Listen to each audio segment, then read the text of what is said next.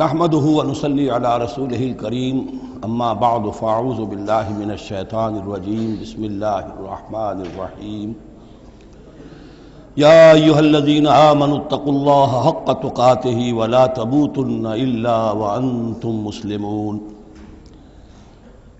واعتصموا بحبل الله جميعا ولا تفرقوا واذكروا نعمة الله عليكم اذ كنتم اعداء فألف بين قلوبكم فأصبحتم بنعمته إخوانا وكنتم على شفا حفرة من النار فأنقذكم منها كذلك يبين الله لكم آياته لعلكم تهتدون ولتكن منكم أمة يدعون إلى الخير ويأمرون بالمعروف وينهون عن المنكر وأولئك هم المفلحون صدق الله العظيم رب اشرح لي صدري ويسر لي امری واحلل عقدۃ من لسانی یفقہوا قولی۔ سورہ آل عمران کا جو نصف ثانی اب شروع ہو رہا ہے تو آپ نے یہ مشابہت بھی نوٹ کر لی ہوگی کہ نصف اول میں سورہ بقرہ میں بھی ایک مرتبہ یا ایھا الذین آمنوا سے خطاب تھا، یا ایھا الذین آمنوا لا تقولوا راعنا وقولوا انظرنا واسمعوا۔ اسی طرح سورہ آل عمران کے نصف اول میں بھی ایک آیت وہ اوپر آ چکی ہے کہ یا ایھا الذین آمنوا ان تطیعوا فریقا من الذین اوتوا الکتاب یردوکم بعد ایمانکم کافرین۔ لیکن اصل خطاب جو ہے مسلمانوں سے شروع ہو رہا ہے وہ 11ویں رکوع سے، اور یہاں پر اصل میں ایک سہ نکاتی لائحہ عمل دیا جا رہا ہے امت کو۔ ظاہر بات ہے کہ یہ امت اب ہمیشہ ہمیشہ قائم رہنے والی ہے قیامت تک، اور اس میں زوال بھی آئے گا، اور اللہ تعالیٰ لوگوں باہمت لوگوں کو بھی پیدا کرے گا، اولو العزم لوگوں کو پیدا کرے گا، جیسا کہ ہمیں معلوم ہے مجددین امت اٹھتے رہے ہر صدی کے اندر۔ لیکن جب بھی کوئی کام دین کی تجدید کا ہو، دین کو اثر نو تازہ کرنے کی کوشش ہو، دین کو قائم کرنے کی جد و جہد ہو، تو اس کا ایک لائحہ عمل ہوگا۔ وہ لائحہ عمل ہے جو ان 3 آیات میں جو ابھی میں نے آپ کو پڑھ کر سنائی ہیں نہایت جامعیت کے ساتھ سامنے آیا ہے، اور یہ حسن اتفاق ہے کہ یہ 3 آیات ہیں، جیسے سورۃ العصر 3 آیات ہیں، ایسے یہ 3 آیات ہیں نہایت جامع۔ اس پر اب میری ایک کتاب بھی موجود ہے امت مسلمہ کے لیے سہ نکاتی لائحہ عمل، اور اس کا انگریزی میں بھی ترجمہ ہو گیا ہے، یہ مجھے معلوم نہیں کہ ابھی وہ کتابی شکل میں شائع ہوا یا نہیں۔ اس میں پہلا نقطہ کیا ہے؟ جب بھی کوئی کام کرنا ہے سب سے پہلے افراد کی شخصیت سازی، کردار سازی۔ یا ایھا الذین آمنوا اتقوا اللہ حق تقاتہ، اہل ایمان اللہ کا تقوی اختیار کرو جتنا کہ اس کے تقوی کا حق ہے۔ ولا تموتن الا وانتم مسلمون، اور دیکھنا ہرگز موت نہ آنے پائے مگر فرما برداری کی حالت میں۔ یہ سب سے گاڑھی آیت ہے قرآن مجید میں تقوی کی تلقین کے لیے۔ اللہ کا حق جتنا ہے اتنا تقوی۔ اس پر صحابہ گھبرا گئے کہ یا رسول اللہ کا حق کون ادا کر سکتا ہے؟ پھر جب آیت اتری ہے سورہ تغابن کی کہ فاتقوا اللہ ما استطعتم، اپنی امکانی حد تک تقوی اختیار کرو، تب ان کی جان میں جان آئی۔ ساتھ ہی ہے کہ مت مرنا مگر حالت فرما برداری میں۔ کیا معنی ہے؟ کوئی پتہ نہیں کس لمحے موت آ جائے، کوئی لمحہ نافرمانی میں نہ گزرے مبادا موت کا ہاتھ اسی وقت آ کر تمہیں دبوچ لے۔ اس طرح کی شخصیتیں اگر پہلے نہ بنی ہوں تو کوئی کام نہیں ہو سکتا۔ پہلے کردار سازی افراد کی۔ اب جب یہ کردار سازی ہو، دوسرا مرحلہ کیا ہے؟ وَاعْتَصِمُوا بِحَبْلِ اللَّهِ جَمِيعًا وَلَا تَفَرَّقُوا، ایک اجتماعیت اختیار کرو، اللہ کی رسی کو مضبوطی سے تھام لو مل جل کر، اور تفرقے میں مت پڑو۔ یہاں چونکہ اس سے پہلے جو رکوع ختم ہوا ہے وَمَن يَعْتَصِم بِاللَّهِ، جو اللہ تعالیٰ سے چمٹ جائے، اللہ کی حفاظت میں آ جائے، فَقَدْ هُدِيَ إِلَىٰ صِرَاطٍ مُسْتَقِيمٍ۔ اور سورہ حج کی آخری آیت میں بھی یہ لفظ آیا ہے فَأَقِیمُوا الصَّلَاةَ وَآتُوا الزَّکَاةَ وَاعْتَصِمُوا بِاللَّهِ۔ اب اللہ کی حفاظت میں کیسے آئے، اللہ سے کیسے چمٹے؟ اس کے لیے فرمایا وَاعْتَصِمُوا بِحَبْلِ اللَّهِ، اللہ کی رسی سے چمٹ جاؤ، اللہ کی رسی کو مضبوطی سے تھام لو۔ اور یہ اللہ کی رسی کون سی ہے؟ متعدد احادیث کے ذریعے سے واضح ہوتا ہے کہ یہ ہے قرآن۔ ایک طرف ہے انسان میں تقوی، ایک طرف اس میں علم آنا چاہیے، قرآن کا فہم پیدا ہونا چاہیے، قرآن کے نظریات کو سمجھنا چاہیے، قرآن کی حکمت کو سمجھنا چاہیے۔ انسانوں میں اجتماعیت جو ہے وہ جانوروں کے گلوں کی طرح نہیں ہو سکتی کہ بھیڑ بکریوں کا ایک بڑا ریوڑ ہے اور ایک چرواہا جو ہے وہ لکڑی لے کر ان کو سب کو ایک ڈسپلن میں لیے ہوئے ہے۔ انسانوں کو جمع کرنا ہے تو ان کے ذہن ایک بنانے ہوں گے، ان کی سوچ ایک بنانی ہوگی. یہ حیوان عاقل ہیں، یہ باشعور لوگ ہیں، ان کی سوچ ایک ہو، نظریات ایک ہو، مقاصد ایک ہو، ہم آہنگی ہو، نقطہ نظر ایک ہو، تبھی تو یہ جمع ہوں گے.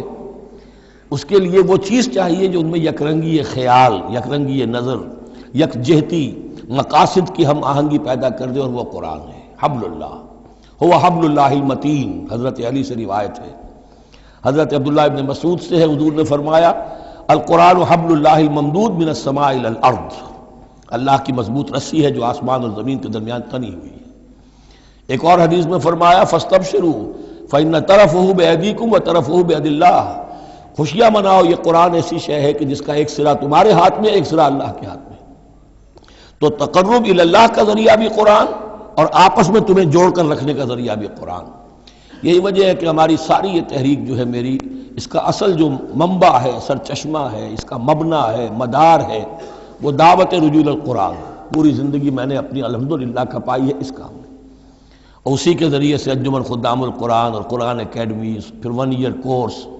نوجوان جو ہیں، تعلیم یافتہ لوگ ہیں، وہ پی ایچ ڈی بھی کر چکے ہیں، وہ ڈاکٹر بھی بن گئے ہیں، وہ انجینئر بھی ہیں، لیکن دین کی طرف سے جاہل ہیں، قرآن سمجھ نہیں سکتے. وہ آئیں، 1 سال رہیں ہمارے پاس، عربی سیکھیں، قرآن سیکھیں، تاکہ اس پر عمل ہو سکے. یہ قرآن کا جو 1 سالہ کورس ہے وہ اس سال پھر اس اکیڈمی میں شروع ہونے والا ہے. انشاءاللہ فروری کی 16 تاریخ سے اس کا آغاز ہوگا. تو آپ لوگ اسے نوٹ کریں، اور یہ قرآن مجید کے ساتھ آپ کی وابستگی ہوگی تو پھر دین کے رخ پر آگے چلیں گے.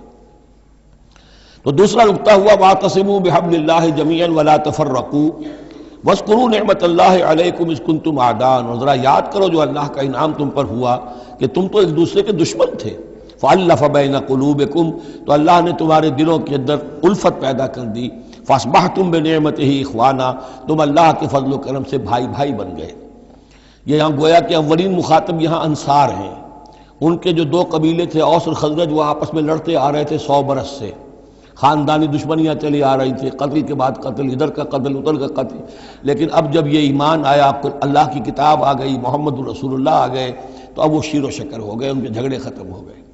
اس طرح پورے عرب کے اندر غارت گری ہوتی تھی، اسے دارالامن بنا دیا.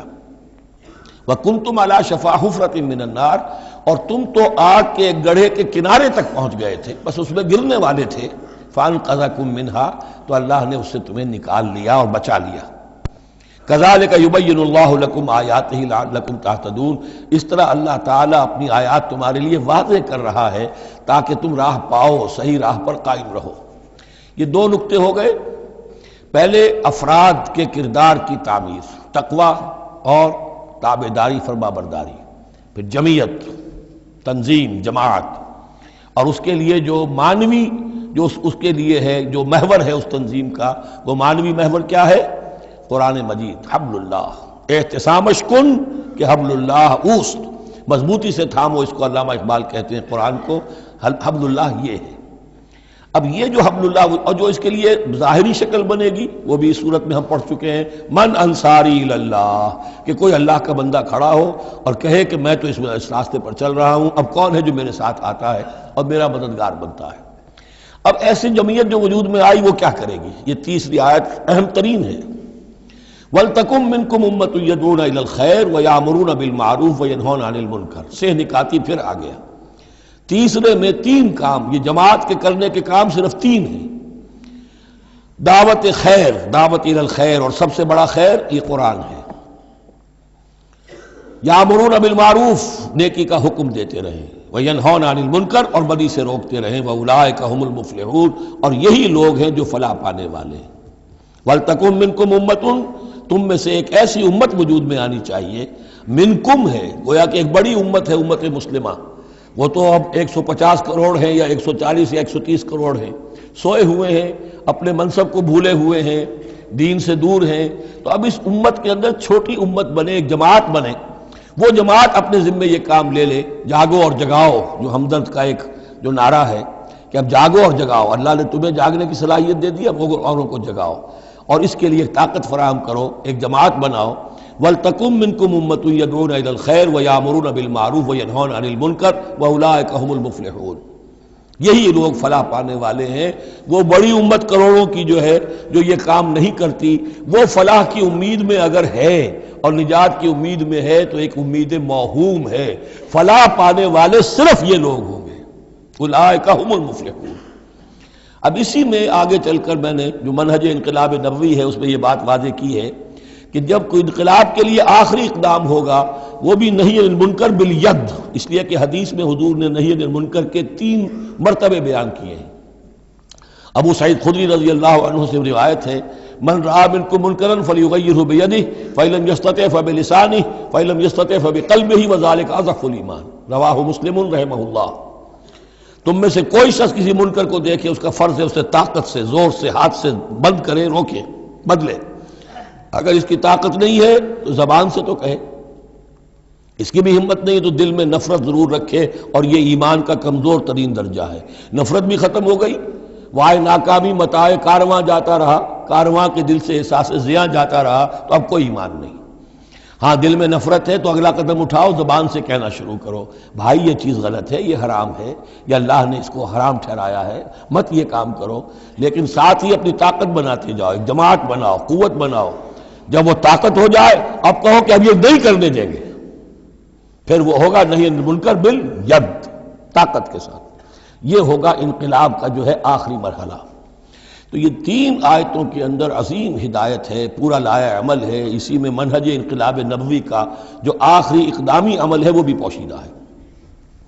وَلَا تَكُونُوا كَالَّذِينَ تَفَرَّقُوا وَاخْتَلَفُوا مِن بَعْدِ مَا جَاءَهُمُ الْبَيِّنَاتُ، اور ان لوگوں کی طرح نہ ہو جانا جو متفرق ہو گئے، فرقوں میں بٹ گئے اور انہوں نے اختلافات پیدا کر لیے اس کے بعد کہ ان کے پاس واضح تعلیمات آ گئی تھیں۔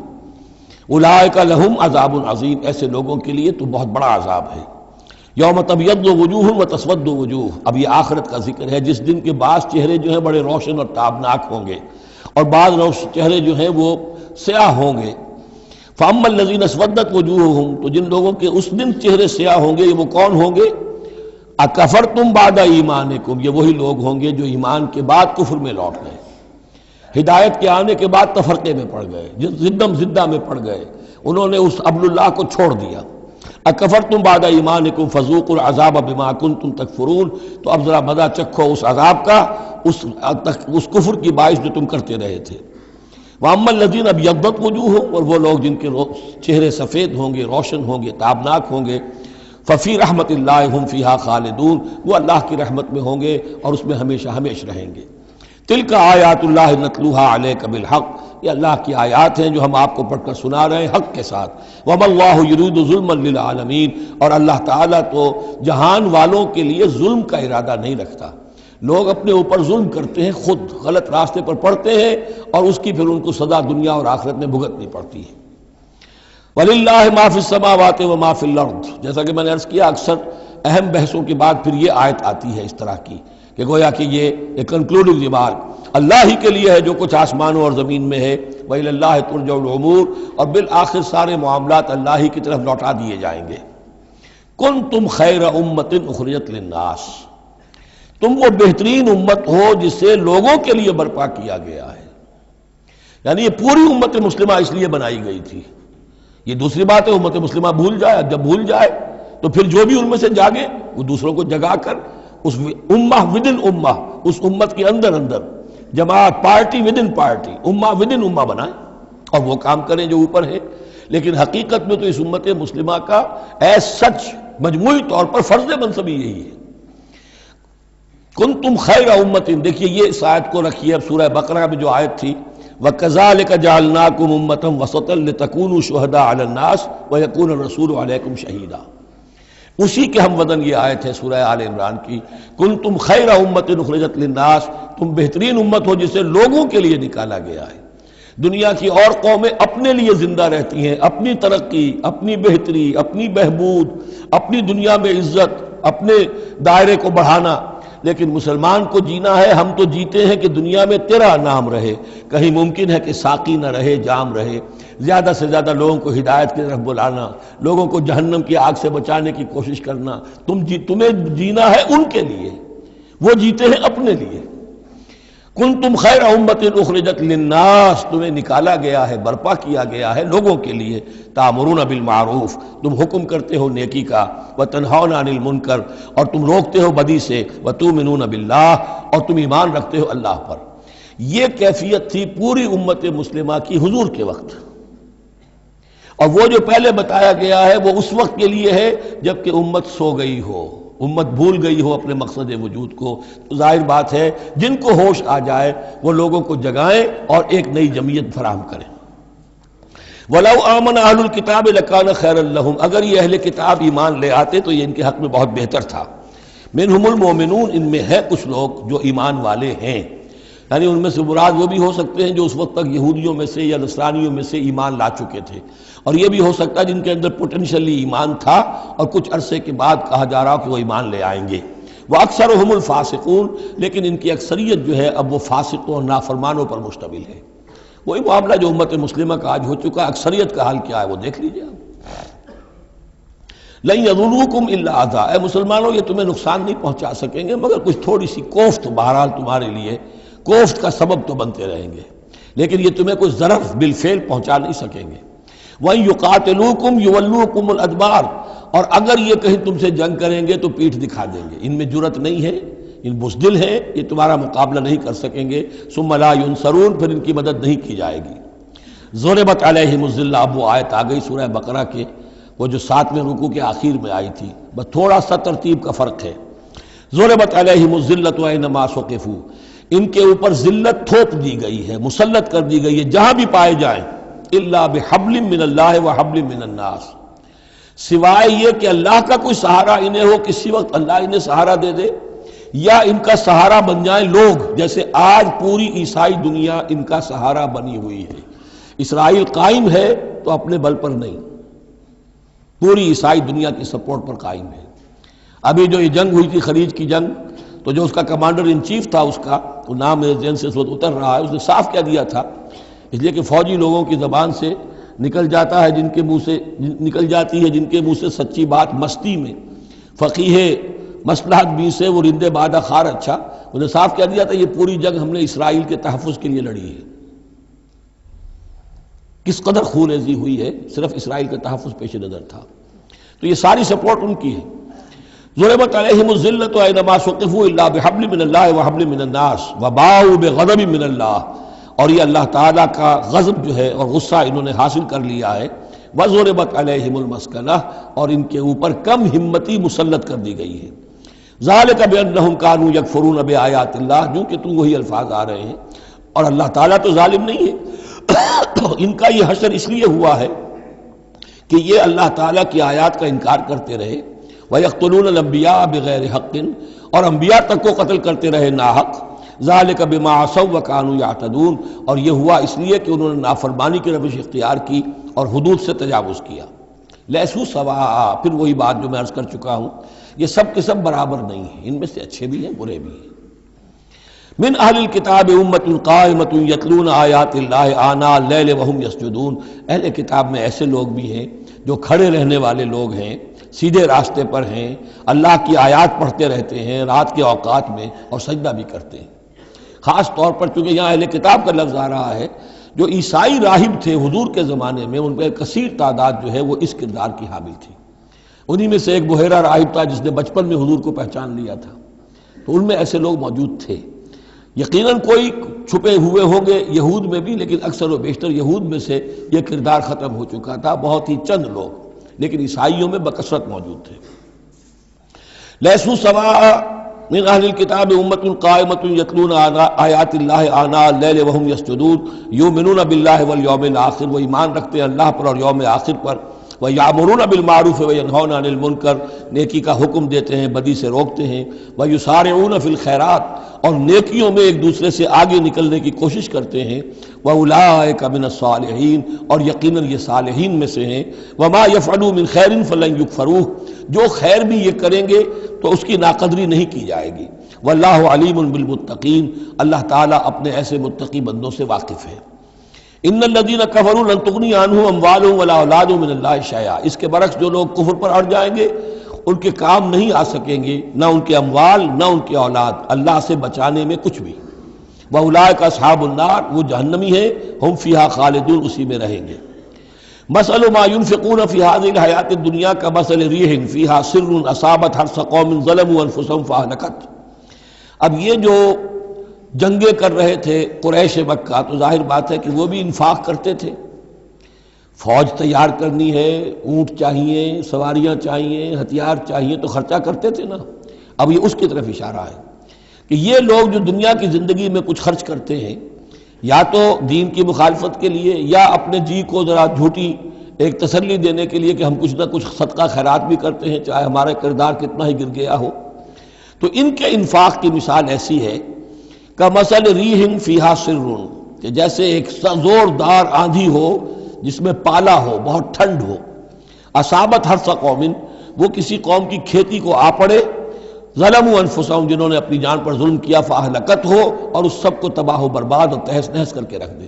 یعنی ان کی یہ نیکیاں، ان کا یہ انفاق، ان کی یہ جد و جہد، یہ سب کی سب بالکل ضائع ہو جانے والی ہیں، ہبط ہو جانے والی نیکیاں، اور ضائع جانے والی ان کی ساری مساعی اور دوڑ دھوپ۔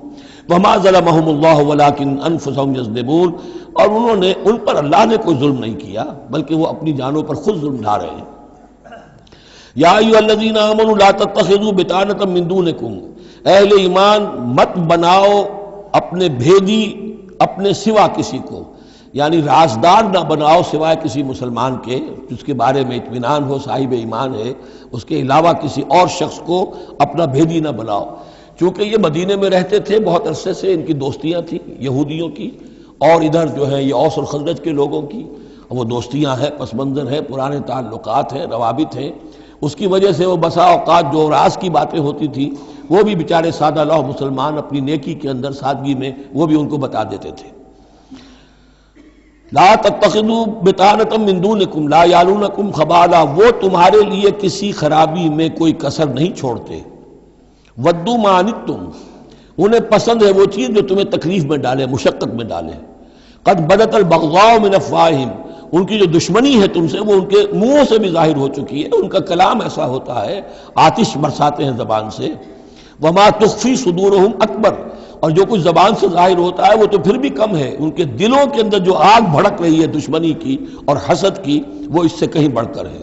قد بینا لکم الآیات ان کنتم تعقلون، ہم نے تمہارے لیے اپنی آیات کو واضح کر دیا ہے اگر تم عقل سے کام لو، یعنی باز آ جاؤ، اپنے اس طرز عمل کو دیکھو۔ ہاں انتم اولئک تحبونہم، تمہارا حال تو یہ کہ تم ان سے محبت کرتے ہو، شرافت ہے تمہاری، سادہ لوحی ہے، پرانے تعلقات ہیں، ان تعلقات کو تم نبھانا چاہتے ہو۔ ولا یحبونکم، لیکن جان لو وہ تم سے محبت نہیں کرتے۔ وتؤمنون بالکتاب کلہ، اور تمہاری شان یہ کہ تم پوری کتاب کو مانتے ہو، تم تورات کو بھی مانتے ہو، انجیل کو بھی مانتے ہو۔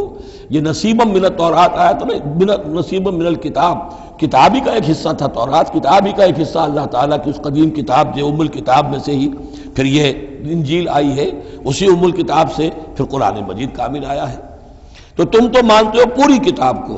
وَإِذَا لَقُوكُمْ قَالُوا آمَنَّا، اور جب یہ تم سے ملتے ہیں تو کہتے ہیں جی ہم بھی مومن ہیں، ہم بھی مانتے ہیں، بات ٹھیک ہے آپ کی۔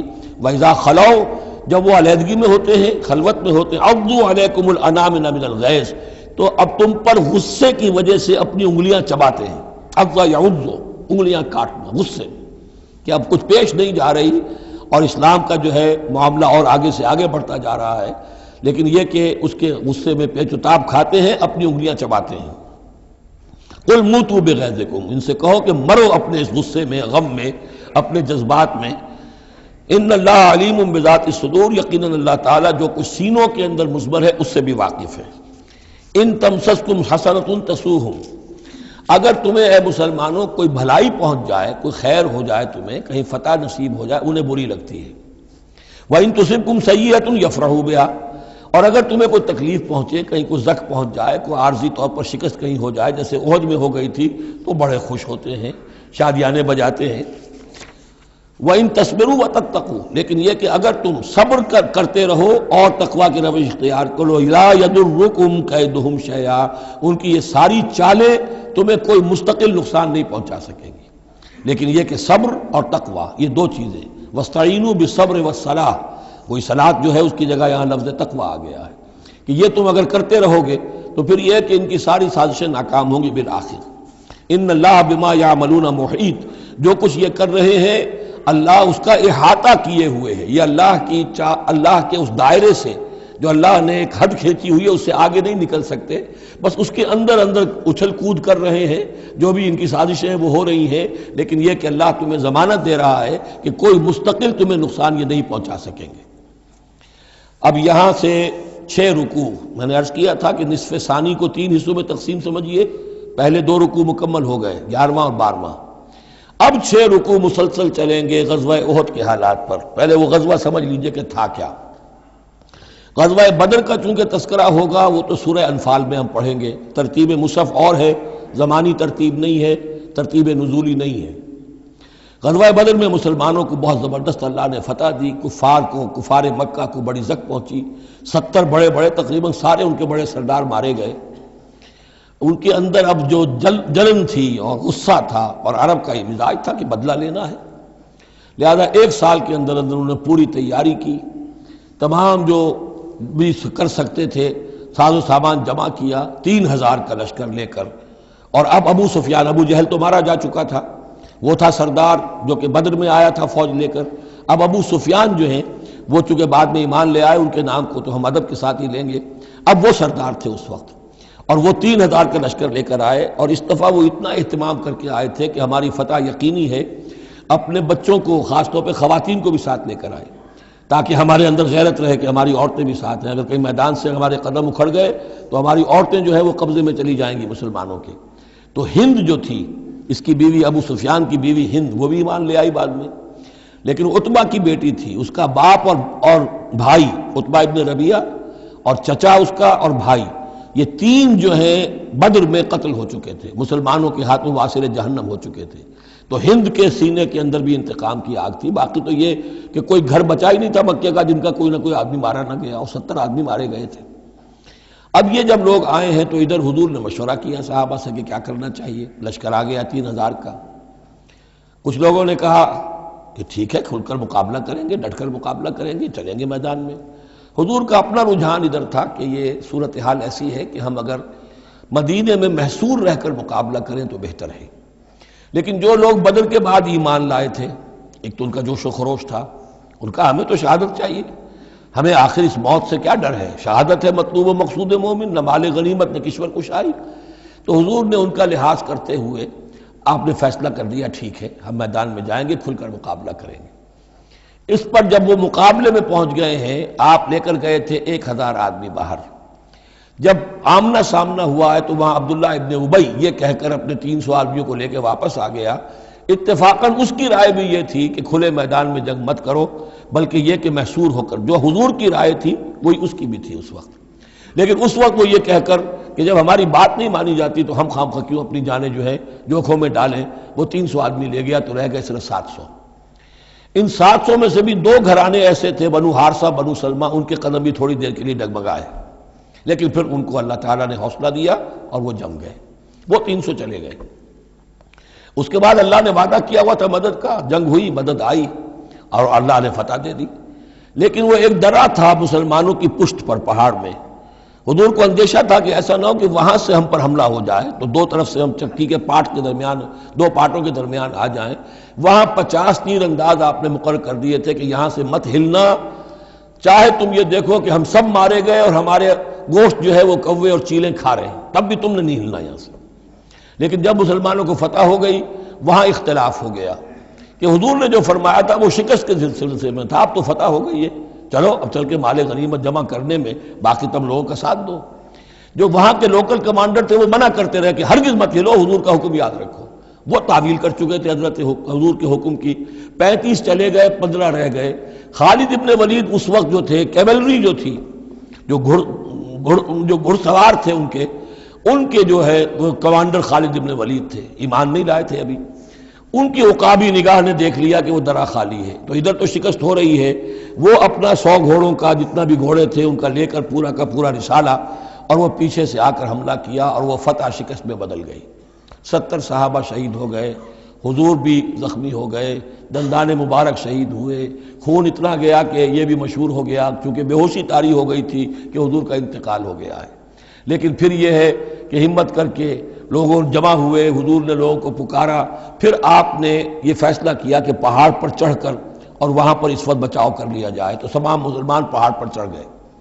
اب موقع یہ تھا ان کے لیے، ابو سفیان اور دوسری طرف جو یہ ان کے ساتھی جو کیولری کے سردار تھے خالد بن ولید، ان میں اختلاف ہو گیا۔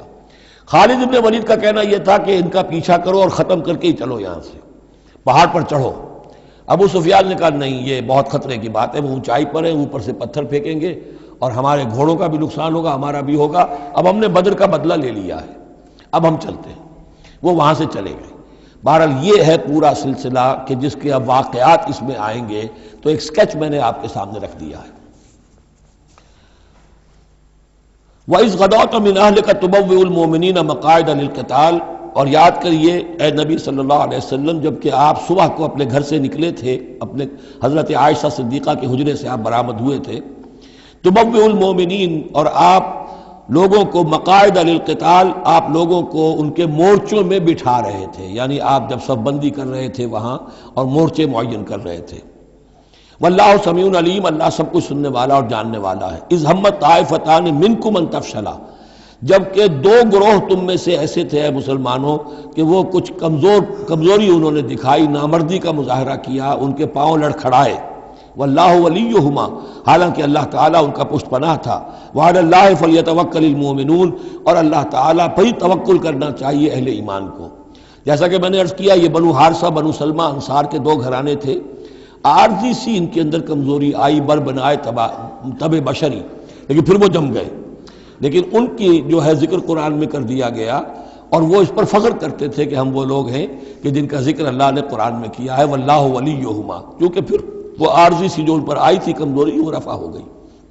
اور آپ غور کریں گے کہ وہ جو بدبخت تھے 300 جو چلے گئے عین میدان جنگ سے، ان کا ذکر بھی اللہ نہیں کر رہا یہاں پر، گویا کہ وہ اس لائق بھی نہیں ہے کہ ان کا ذکر کیا جائے۔ انڈائریکٹلی اس کا ذکر آخر میں آئے گا، ورنہ شروع میں نہیں۔ وَلَقَدْ نَصَرَكُمُ اللَّهُ بِبَدْرٍ وَأَنْتُمْ أَذِلَّةٌ، اور مسلمانوں یاد کرو اللہ نے تمہاری مدد کی تھی بدر میں جبکہ تم بہت کمزور تھے۔ کل 8 تلواریں، 313 کے سوا سب کے پاس تلواریں نہیں تھیں، 8 تلواریں کل۔ 200 کا 100 گھوڑے کا رسالہ لے کر آئے تھے بدر میں بھی، ادھر 2 گھوڑے تھے صرف، ادھر 700 اونٹ تھے، ادھر 70 اونٹ تھے۔ یہ کوئی 313 کے مقابلے میں 1000، اللہ نے تمہاری مدد کی تھی۔ وَلَقَدْ نَصَرَكُمُ اللَّهُ بِبَدْرٍ وَأَنْتُمْ أَذِلَّةٌ، تم بہت کمزور تھے اس وقت۔ فَاتَّقُوا اللَّهَ لَعَلَّكُمْ تَشْكُرُونَ، تو اللہ کا تقوی اختیار کرو تاکہ تم اللہ کا صحیح معنی میں شکر ادا کر سکو۔ اس تقول للمؤمنین، اے نبی جبکہ آپ کہہ رہے تھے اہل ایمان سے، أَلَنْ يَكْفِيَكُمْ، کیا تمہارے لیے یہ کافی نہیں ہے، أَنْ يُمِدَّكُمْ رَبُّكُمْ بِثَلَاثَةِ آلَافٍ مِنَ الْمَلَائِكَةِ مُنزَلِينَ، کہ اللہ تعالیٰ تمہاری مدد کرے 3000 فرشتوں سے کہ جو آئیں اترنے والے ہیں آسمان سے، یعنی 3000 کا لشکر آیا ہے۔ تو اے مسلمانوں میں تمہیں خوشخبری دیتا ہوں، اللہ تعالیٰ 3000 فرشتے تمہاری مدد کو بھیجے گا۔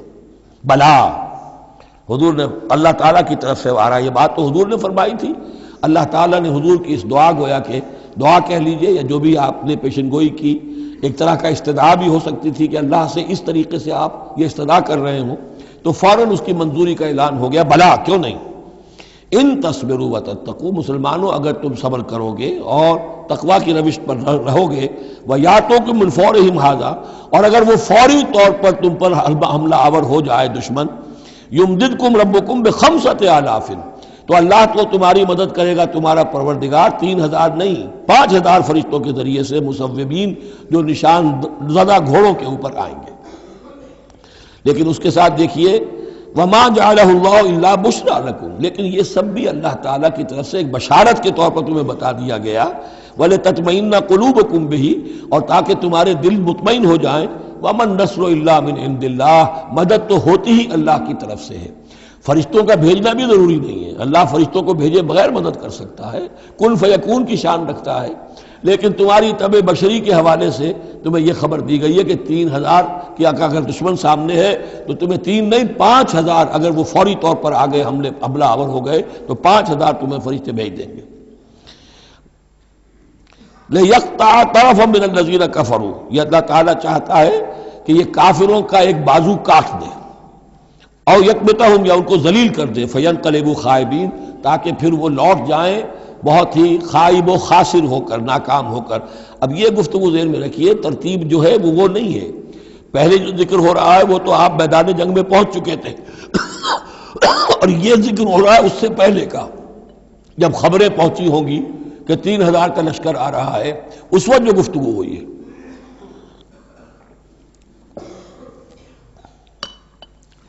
اب اس جنگ کے دوران جو بھی کچھ مسلمانوں سے خطائیں ہوئیں، غلطیاں ہوئیں، ان کی طرف بھی اشارہ ہے۔ اس میں بعض ایک معاملہ ایسا بھی ہوا جو حضور سے بھی خطا کا ایک معاملہ ہوا، اس کے اوپر بھی گرفت ہے، بلکہ سب سے پہلے حضور والے معاملے کو لیا جا رہا ہے۔ جب آپ زخمی ہو گئے شدید اور آپ پر بے ہوشی بھی طاری ہوئی، پھر جب ہوش میں آیا تو آپ کی زبان پر یہ الفاظ آ گئے، کیف یہدی اللہ قوما خضبوا وجہ نبیہم بالدم، اللہ اس قوم کو کیسے ہدایت دے گا جس نے اپنے نبی کے چہرے کو خون سے رنگ دیا، کیونکہ تلوار کا وار پڑا تھا آپ کی یہ چیک جو ہے، چیک بون پر، یہ جو ہڈی ہے چہرے کی، اور اس سے 2 آپ کے دانت بھی شہید ہو گئے تھے، اور یہ کہ فوارہ خون کا چھوٹا تھا، اور اس فوارے سے ظاہر بات ہے آپ کا پورا چہرہ لہو لہان، پورا جسم، اور خون اتنا گیا کہ آپ پر بے ہوشی طاری ہو گئی۔ کیف یہدی اللہ قوما، اللہ کیسے ہدایت دے گا اس قوم کو، خضبوا جنہوں نے رنگ دیا، وجہ نبیہم اپنے نبی کے چہرے کو، بالدم خون سے۔ اس پر گرفت ہو رہی ہے، لیس لک من الامر شیء، اے نبی آپ کا کوئی اختیار نہیں ہے، آپ کا کام ہے دعوت دینا، تبلیغ کرنا، لوگوں کی ہدایت و ضلالت کا فیصلہ ہم کرتے ہیں، آپ نہیں کرتے۔ اور دیکھیے اللہ نے کیا شان دکھائی، جس شخص کی وجہ سے یہ سب کچھ ہوا ہے، خالد ابن ولید، حضور ہی کے زبان مبارک سے اسے خطاب دلوایا، خالد سیف من سیوف اللہ، خالد اللہ کی تلواروں میں سے تلوار ہے۔ حالانکہ یہ ساری زک جو پہنچی ہے وہ حضرت خالد ابن ولید اس وقت تک جو وہ کفر کے سرداروں میں سے تھے اور وہ آئے تھے۔ لیس لک من الامر شیء، اے نبی یہ اختیار آپ کا نہیں ہے، اور یتوب علیہ اور یعذبہ، اللہ کے اختیار میں، وہ چاہے گا تو ان کی توبہ کی توفیق دے دے گا، وہ ایمان لے آئیں گے، یا اللہ چاہے گا انہیں عذاب دے گا، فإنہم ظالمون، اس لیے کہ ظالم تو ہیں، انہوں نے گناہ تو کیا ہے، غلط کام کر رہے ہیں، سزا کے وہ حقدار ہو چکے ہیں، لیکن ہو سکتا ہے اللہ انہیں ہدایت دے دے۔ اب دیکھیے یہ وقت کی بات ہوتی ہے، چند سال پہلے طائف میں وہ دعا جو ہے آپ سے کہا گیا، فرشتہ آیا کہ اے نبی جنہوں نے آپ پر پتھراؤ کیا ہے اور آپ کی توہین و تذلیل کی ہے، یہ ملک الجبال جو ہے کہتا ہے کہ میں حاضر ہوں، مجھے اللہ نے بھیجا ہے، آپ فرمائیں تو ان دونوں پہاڑوں کو ٹکرا دوں جن کے مابین یہ وادی کے اندر یہ شہر طائف آباد ہے، تاکہ یہ سب پس جائیں، سرما ہو جائیں۔ آپ نے فرمایا نہیں، کیا عجب کہ اللہ تعالیٰ ان کی آئندہ نسلوں کو ہدایت دے دے۔ لیکن اب یہ مرحلہ کچھ ایسا تھا کہ زبان مبارک سے وہ جملہ نکل گیا۔ یہ بھی ہو سکتا ہے کچھ چونکہ بے ہوشی سے ایک دم اٹھے ہیں تو اس وقت شاید پوری طریقے سے آپ جو ہے اپنے پوری طرح اپنے حواس جو ہے ابھی بحال نہیں ہوئے تھے اور یہ الفاظ نکل گئے۔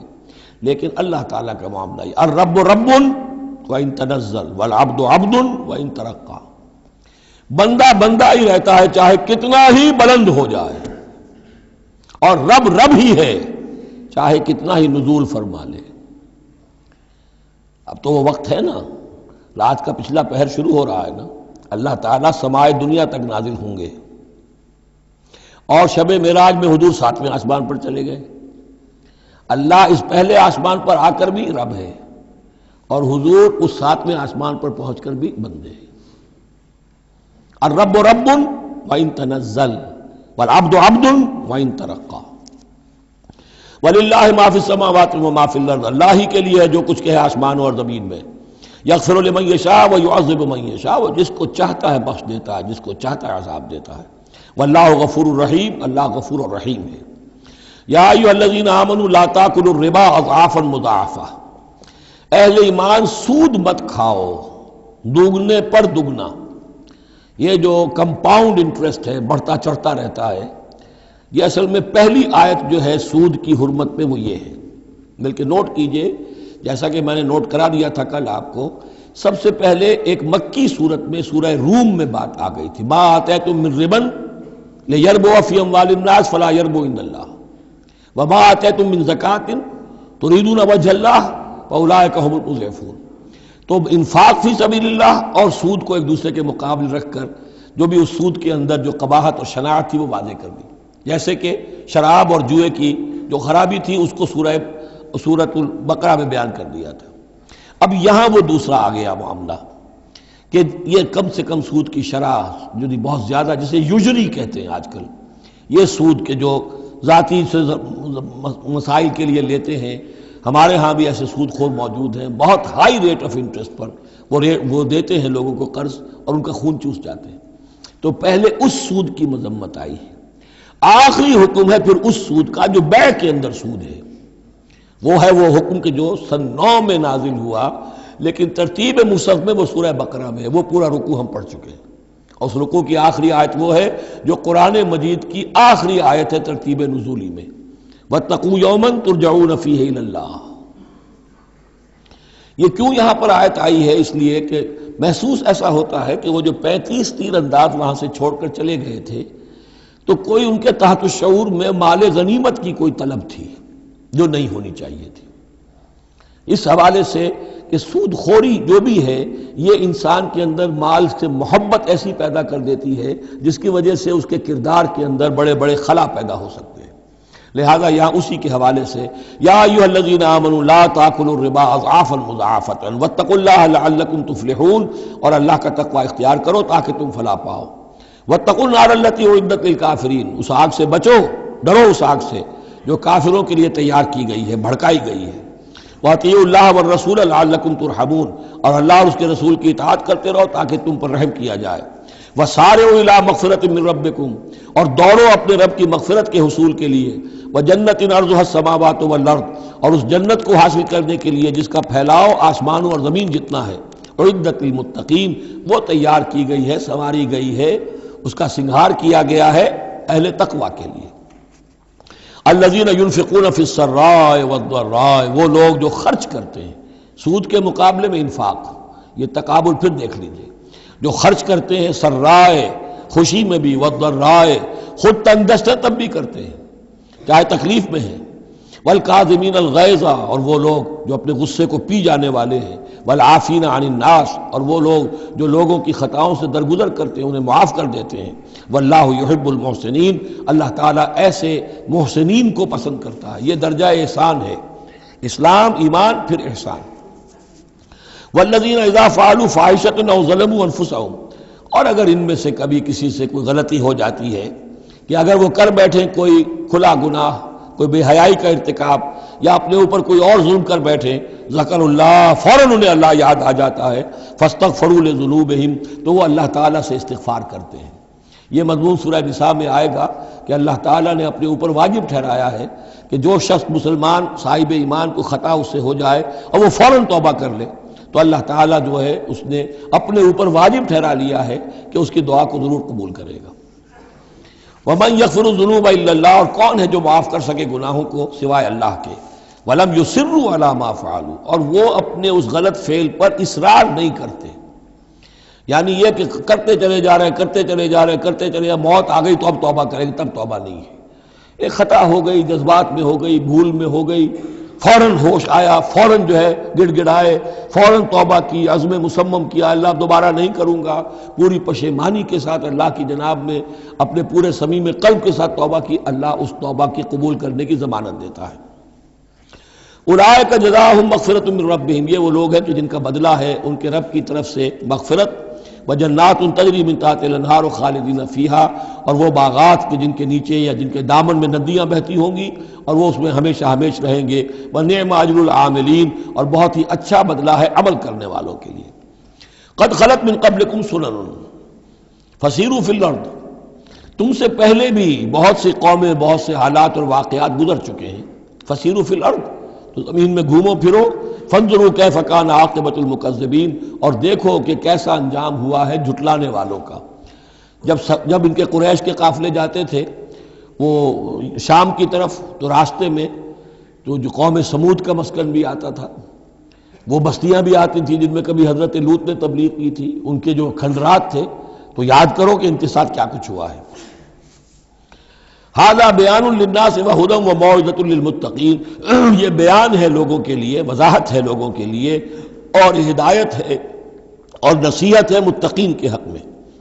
ولا تہنوا ولا تحزنوا، یہ آیت بڑی اہم ہے، اور نہ کمزور پڑو اور نہ غم کھاؤ۔ وانتم الاعلون ان کنتم مؤمنین، ہمارا پختہ وعدہ تمہارے ساتھ یہ ہے کہ تم ہی سربلند ہوگے، آخری فتح تمہاری ہوگی، تم ہی سب سے اونچے ہوگے بشرطے کہ تم مومن ہوئے۔ اور اس آیت کا میں حوالہ دیا کرتا ہوں، آج دنیا میں ہم ذلیل ہیں، اعلیٰ تو نہیں ہے، بلند تو نہیں ہے، نتیجہ کیا نکلتا ہے؟ ایمان نہیں ہے ہمارے اندر، ایک عقیدہ ہے، موروثی عقیدہ ہے، ایمان، یقین والا ایمان، burning faith, living faith, conviction, وہ کہاں ہے؟ یا پھر قرآن اللہ کا کہنا جھوٹ ہے، انتم الاعلون ان کنتم مؤمنین، ہو نہیں سکتا کہ امت کے اندر ایمان موجود ہو اور پھر وہ دنیا میں ذلیل و خوار ہو۔ ان یمسسکم قرح فقد مس القوم قرح مثلہ، اب ظاہر بات ہے کہ اتنی بڑی جو ایک چوٹ پہنچی تھی، 70 صحابہ شہید ہو گئے، اس میں حضرت حمزہ بھی ہے، مصعب بن عمیر بھی ہیں، انصار کا کوئی گھرانہ نہیں تھا۔ واپس جب آئے ہیں حضور صلی اللہ علیہ وسلم اور مسلمان، تو ہر گھر میں کوہرام مچا ہوا، اس وقت تک میت پر بیان کرنے کی بھی ممانعت نہیں ہوئی تھی، تو عورتیں جو ہیں وہ مرثیہ کہہ رہی تھیں، بیان کر رہی تھیں، ماتم کر رہی تھیں۔ اس حال میں خود حضور صلی اللہ علیہ وسلم کی زبان مبارک سے الفاظ نکل گئے، اما حمزہ تو فلا بواکی لہو، ہائے حمزہ کے لیے تو کوئی رونے والی بھی نہیں، کیونکہ حمزہ کی کون یہاں خواتین ہیں رشتہ دار، حمزہ تو مہاجر تھے۔ انصار کے گھرانے میں جو خواتین ہیں وہ تو اپنے اپنے مردوں کی، اپنے اپنے شہیدوں کی، مقتولوں کی جو ہے وہ کر رہی ہیں، بیان کر رہی ہیں۔ اس پر پھر انصار نے جا کر اپنے گھروں سے خواتین کو حضرت صفیہ کے گھر بھیجا، حضرت حمزہ کی ہمشیرہ، کہ وہاں جا کر تعزیت کرو۔ تو بہرحال دکھ تو محمد کو بھی پہنچا ہے صلی اللہ علیہ وسلم، آخر یہ حساس دل تھا آپ کا، پتھر کا کوئی ٹکڑا تو نہیں تھا سینے کے اندر، جو بھی زخم پہنچی ہے۔ یہاں اللہ تعالیٰ اہل ایمان کی دلجوئی کے لیے کہہ رہا ہے کہ اتنے غمگین نہ ہو، اتنے ملول نہ ہو، اتنے دل گرفتہ نہ ہو۔ ان یمسسکم قرح، اگر تمہیں کوئی چرکا لگا ہے اب، فقد مس القوم قرح مثلہ، تو تمہارے دشمن کو اس جیسا ہی چرکا لگ چکا ہے کہ نہیں؟ 1 سال پہلے ان کے 70 مارے گئے تھے کہ نہیں؟ وَتِلْكَ الْأَيَّامُ نُدَاوِلُهَا بَيْنَ النَّاسِ، اور یہ تو دن ہیں جن کو ہم لوگوں میں الٹ پھیر کرتے رہتے ہیں، اونچ نیچ، ایک سی کیفیت ہم نہیں رکھتے۔ وَلِيَعْلَمَ اللَّهُ الَّذِينَ آمَنُوا، اور یہ اس لیے ہوتا ہے کہ اللہ دیکھ لے کہ کون حقیقتاً مومن ہے، اس لیے کہ امتحان نہ آئے، آزمائش نہ آئے، تکلیف نہ آئے، قربانی نہ دینی پڑے، کوئی زک نہ پہنچے تو سبھی مومن ہیں۔ پھر تو وہ تو پتہ چلتا ہے کہ کون ثابت قدم رہا، کس نے اپنا سب کچھ لگا دیا، کس نے صبر کیا، تو اللہ تعالیٰ جاننا چاہتا ہے، دیکھنا چاہتا ہے۔ وَلِيَعْلَمَ اللَّهُ الَّذِينَ آمَنُوا وَيَتَّخِذَ مِنكُمْ شُهَدَاءَ، اللہ چاہتا ہے تم میں سے کچھ کو مقام شہادت عطا کرے، اپنی گواہی کے لیے قبول کر لے انہیں۔ وَاللَّهُ لَا يُحِبُّ الظَّالِمِينَ، اللہ ظالموں کو پسند نہیں کرتا۔ اگر تمہیں تکلیف پہنچی اس کا یہ مطلب نہیں ہے کہ اللہ تعالیٰ نے کفار کی مدد کی ہے اور کفار کو پسند کیا، معاذ اللہ۔ وَلِيُمَحِّصَ اللَّهُ الَّذِينَ آمَنُوا وَيَمْحَقَ الْكَافِرِينَ، اور یہ اس لیے ہوا ہے کہ اللہ تعالیٰ اہل ایمان کو بالکل پاک کر دے۔ یعنی تمہارے ہاں اب خاص طور پر جو انصار مدینہ ہیں، جو ابھی ایمان لائے ہیں، ان میں کچھ کچے بھی ہیں، پکے بھی ہیں۔ اللہ چاہتا ہے کہ وہ پوری طریقے سے پک بھی جائیں، اور اگر کوئی کچا ہی رہنا ہے تو وہ کٹ بھی جائے، تاکہ جماعت کی بحثیت مجموعی جو ہے اس کی قوت کو ضعف نہ پہنچے۔ تو پاک کر لینا، تمحیص، بحث و تمحیص میں یہ لفظ ہم استعمال کرتے ہیں۔ بحث کہتے ہیں کھریدنے کو، جیسے جانور جو ہے، کوا جو ہے زمین کو کھریدے گا، پھر جو اسے نظر آئے گا کوئی دانہ ہے یا کوئی کنکر ہے تو علیحدہ کرے گا، اور دانے کو کھائے گا، کنکر کو چھوڑ دے گا۔ تو بحث ہے کھریدنا، اور تمحیص ہے جدا کر دینا۔ جو اس کے لیے ایٹیبل ہے، جس کو کھانے کا اس کے لیے ہے صحیح، اس کو لے لے گا۔ تو اللہ تعالیٰ بھی تمہارے اندر جو گڑبڑ ہو گئے ہیں، کچھ مومن صادق بھی ہیں، کچھ منافق بھی ہیں، کچھ پختہ ایمان والے بھی ہیں، کچھ کمزور ایمان والے بھی ہیں، تو یہ تمحیص کی ہے اللہ نے، دکھا دیا یہ 300 اور یہ عبداللہ ابن ابی یہ منافق ہیں، تمہیں نظر آ گیا نہیں؟ ورنہ کیسے نظر میں آتا؟ وَلِيُمَحِّصَ اللَّهُ الَّذِينَ آمَنُوا، تاکہ اللہ تعالیٰ اہل ایمان کو بالکل خالص کر دے، وَيَمْحَقَ الْكَافِرِينَ، اور کافروں کو مٹا دے۔ ام حسبتم ان تدخلوا الجنہ، اب یہ آیت تقریباً وہی ہے وہ جو اس سے پہلے ہم پڑھ چکے ہیں۔ نوٹ کر لیجئے، وہاں وہ آیت نمبر 142 تھی، 214 اور یہاں 142 ہے، ڈیجٹس وہی ہیں، آگے پیچھے ان کی ترتیب بدلی ہوئی ہے، اور جمع کریں گے تو 7 کا ہندسہ بنے گا۔ آیت نمبر 214 تھی، ام حسبتم ان تدخلوا الجنہ ولما یاتکم مثل الذین خلوا من قبلکم مستهم الباساء والضراء وزلزلوا حتى يقول الرسول والذین آمنوا معه متى نصر اللہ الا ان نصر اللہ قریب۔ وہی ہے آیت اب یہ، ام حسبتم ان تدخلوا الجنہ، کیا تم نے سمجھا تھا کہ جنت میں داخل ہو جاؤ گے؟ وَلَمَّا يَعْلَمِ اللَّهُ الَّذِينَ جَاهَدُوا مِنْكُمْ، ابھی تو اللہ نے دیکھا ہی نہیں ہے تم میں سے کون واقعتاً جہاد کرنے والے ہیں، ابھی تو امتحان ہے، ابھی اس کے امتحان اور بھی ہیں، ابھی تو تمہارے لیے بڑی سے بڑی منزلیں، کڑی سے کڑی منزلیں آنے والی ہیں۔ وَلَمَّا يَعْلَمِ اللَّهُ الَّذِينَ جَاهَدُوا مِنْكُمْ وَيَعْلَمَ الصَّابِرِينَ، اور ابھی تو اللہ تعالیٰ نے دیکھا ہی نہیں ہے کہ کون ہے تمہارے اندر جو واقعتاً اللہ کی راہ میں صبر اور استقامت کا ثبوت دیتے ہیں۔ وَلَقَدْ كُنْتُمْ تَمَنَّوْنَ الْمَوْتَ مِنْ قَبْلِ أَنْ تَلْقَوْهُ، اور تمہارا حال یہ ہے کہ تم موت کی تمنا کرتے تھے اس سے پہلے کہ وہ ان سے ملاقات ہوئی۔ یہ وہ جو نئے لوگ ایمان لائے تھے اور نوجوان تھے، ان کا تھا ہمیں تو شہادت چاہیے اور ہم تو کھلے میدان میں جائیں گے، یہ اب ان کے اوپر تھوڑا سا تبصرہ ہو رہا ہے کہ اس وقت تو شہادت کا بڑا ذوق و شوق جو ہے اور جوش جہاد اور ذوق شہادت کا اظہار ہو رہا تھا، اب تم نے موت دیکھ لی ہے نا، تو یہ ہے موت، اتنی اچھی چیز نہیں ہے موت، اتنی آسانی سے انسان اسے قبول نہیں کرتا۔ وَلَقَدْ كُنْتُمْ تَمَنَّوْنَ الْمَوْتَ مِنْ قَبْلِ أَنْ تَلْقَوْهُ، تم تمنائے کرتے تھے موت کی، شہادت کی، اس سے پہلے کہ اس سے ملاقات ہوتی۔ فَقَدْ رَأَيْتُمُوهُ وَأَنْتُمْ تَنْظُرُونَ، تو اب تم نے اسے دیکھ لیا ہے اپنی آنکھوں سے، نگاہوں سے موت نکلی۔ وَمَا مُحَمَّدٌ إِلَّا رَسُولٌ، اسی میں ایک دفعہ یہ بھی ہو گیا تھا کہ کچھ لوگوں نے یہ کہا کہ جب محمد کا انتقال ہو گیا تو اب کس لیے جنگ کرنی؟ حضرت عمر بھی ہیں ان میں سے، جب خبر یہ اڑ گئی کہ حضور فوت ہو گئے، انہوں نے تلوار پھیر دی، بیٹھ گئے، اب کس کے لیے جنگ کرنی؟ تو اس میں کہا گیا کہ یہ تو تمہارا غلط رویہ ہے، گرفت ہو رہی ہے، ہر ایک کے اوپر گرفت ہوگی، پہلی گرفت محمد پر ہو گئی صلی اللہ علیہ وسلم، لیس لک من الامر شیء، تو حضرت عمر بہرحال حضور کے مقابلے میں تو کوئی حیثیت نہیں، ان پر بھی گرفت ہو رہی ہے۔ وما محمد الا رسول، اور محمد کچھ نہیں ہے اس کے سوا کہ وہ اللہ کے رسول ہے، وہ معبود تو نہیں ہے، تم ان کے لیے تو جہاد نہیں کر رہے، تم جہاد اللہ کے لیے کر رہے ہو، دین کا غلبہ جو ہے وہ اللہ کے دین کا غلبہ ہے، محمد کی حیثیت کیا ہے؟ وہ تو اللہ کے رسول ہے۔ وما محمد الا رسول قد خلت من قبلہ الرسل، اور ان سے پہلے بہت سے رسول گزر چکے، افئن مات، تو اگر وہ ان کا انتقال ہو جائے، او قتلا، یا بالفرض وہ قتل ہو جائیں، انقلبتم علی اعقابکم، تو کیا تم اپنی ایڑیوں کے بل لوٹ جاؤ گے؟ یہی تمہارے دین اور ایمان کی حقیقت ہے۔ وَمَن يَنْقَلِبْ عَلَىٰ عَقِبَيْهِ فَلَن يَضُرَّ اللَّهَ شَيْئًا، اور جو کوئی بھی اپنی ایڑیوں کے بل لوٹ جائے گا وہ اللہ کو کوئی نقصان نہیں پہنچائے گا۔ وَسَيَجْزِي اللَّهُ الشَّاكِرِينَ، ہاں اللہ بدلہ دے گا شکر کرنے والوں کو۔ حضرت عمر چونکہ جذباتی انسان تھے، اس میں کوئی شک نہیں، تقریباً یہی کیفیت حضور کے انتقال پر پھر ہو گئی تھی ان کی، تلوار کھینچ کر بیٹھ گئے تھے، جو کہے گا محمد کا انتقال ہو گیا سر اڑا دوں گا اس کا۔ وہ تو پھر حضرت ابو بکر آئے، وہ یار غار، ثانی اسلام و غار و بدر و قبر، وہ آئے ہیں، ان کے لیے چونکہ رکاوٹ نہیں تھی، حضرت عمر تو اندر جا نہیں سکتے تھے، حضرت عائشہ کا حجرہ تھا، اب حضرت عائشہ بیٹی ہیں حضرت ابو بکر کی، وہ سیدھے گئے حجرے میں، جا کر چہرے مبارک پر چادر تھی ہٹائی اور آپ کی پیشانی کو بوسہ دیا اور کہا کہ اب دوبارہ موت آپ پر وارد نہیں ہوگی، اب تو حیات جاویدانی آپ کو حاصل ہو چکی۔ پھر باہر آ کر یہی آیت پڑھی، وما محمد الا رسول قد خلت من قبلہ الرسل افئن مات او قتل انقلبتم علی اعقابکم۔ حضرت عمر کہتے ہیں مجھے محسوس ہوا جیسے یہ آیت ابھی نازل ہوئی ہے، اتنا اثر ہوا۔ یہ عظیمت تھی حضرت ابو بکر کی، بہت بلند مقام ہے حضرت ابو بکر کا۔ وما کان لنفس ان تموت الا باذن اللہ، اور کسی جان کے لیے یہ ممکن ہی نہیں ہے کہ وہ مر سکے، اس پر موت وارد ہو مگر اللہ کے حکم سے۔ کتابا مؤجلہ، وہ تو لکھی ہوئی شے ہے اجل معین کے ساتھ، ہر ایک کا وقت طے ہے۔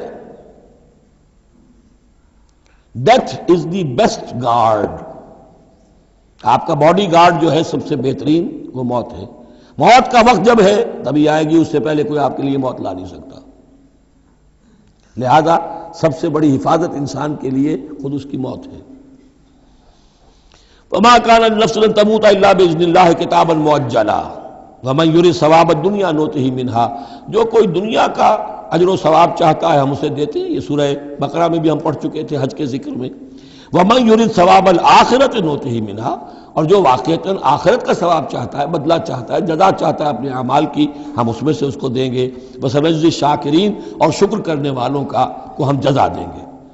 وَكَأَيٍّ مِّن نَّبِيٍّ قَاتَلَ مَعَهُ رِبِّيُّونَ كَثِيرٌ، اور اے مسلمانوں یہ تمہارے ساتھ جو واقعہ پیش آیا ہے کوئی پہلا تو نہیں ہے، کتنے ہی نبی ایسے گزرے ہیں کہ ان کے ساتھ ہو کر ربیون، یہ ربی ربائی جو ان کا یہودیوں کے ہاں آج بھی لفظ چلتا ہے، ربانیون، ربائز، ربی، جو اللہ والے ہیں، اللہ کے ماننے اور چاہنے والے، اللہ کے متوالے، اللہ کے دیوانے۔